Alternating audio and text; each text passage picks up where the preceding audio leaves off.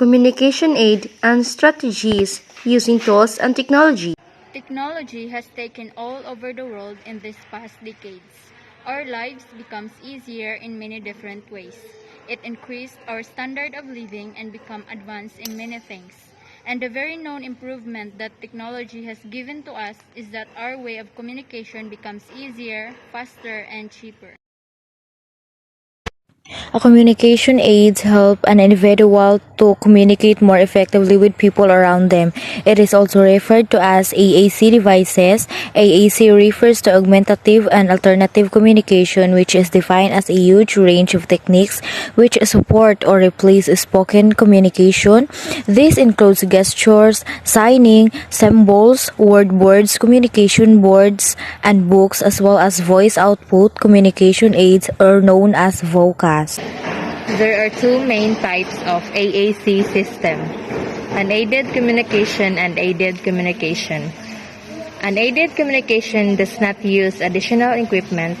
Body language, gesture, vocalization, signing are typically used, while aided communication uses equipment, but this ranges from low-touch to high-touch methods, with pictures and symbols often used instead of or together with words, and with alternative hardware options available to provide access. Communication strategies.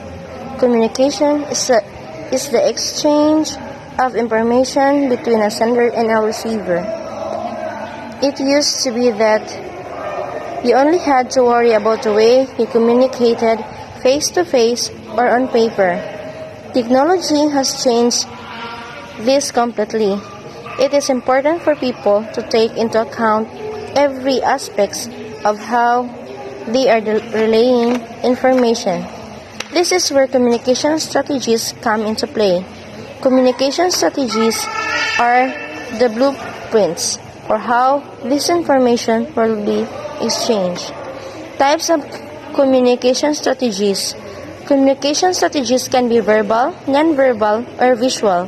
Integrating all the strategies together will allow you to see the most success. This allows a business to meet employee needs and increase workplace knowledge. For verbal communication, strategies can be broken down into two categories of written and oral communication. Written strategies consist of avenues such as email, text, and chat.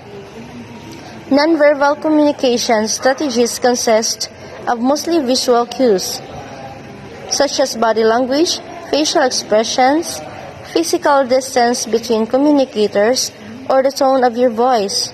These cues are typically not intended. However, it is important to realize that message you are sending. Otherwise, you may be saying one thing, yet the receiver is hearing another. Visual communication strategies can be seen through signs, web pages, and illustrations. These strategies are used in the workplace to draw attention and provide documentation. Human resources is required to post certain visuals throughout the workplace to comply with safety laws. Using tools of technology, multimedia is content that uses combination of different content forms such as text, audio, images, animations, video, and interactive content. Multimedia contrasts with media that use only rudimentary computer displays such as text-only or traditional forms of printed on-hand produced materials. Reproduction is an electrical, mechanical, electronic, or digital expression and recreation of sound waves such as spoken voice, singing, instrumental music, or sound effects. Example of verbal communication strategy. It can be a written communication, like for example, chatting with your friends or group mates about how and where to make your group activity, knowing the information you wanted to know about the project or activity, and also other example is sending an email to your group mates about the finished activity for them to have it also. Another example of verbal communication strategy is an oral communication, like for example, having a face-to-face conversation with your friend or anyone else out there. Example of visual communication strategies: exit, safety labels, traffic signs, weather signs. Example of transparency: using projector while reporting.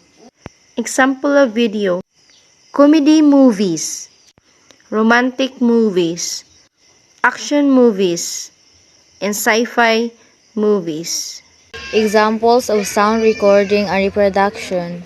Give the children our future, teach them well and let them lead the way. Show them all the beauty they possess inside. Give them a sense of pride to make it easier. Let the children's laughter remind us how we used to be. I decided long ago never to walk in anyone's shadows. If I fail, if I succeed, at least I live as I believe. No matter what they take from me, they can take away my dignity, because the greatest love of all is happening to me. I found the greatest love of all inside of me.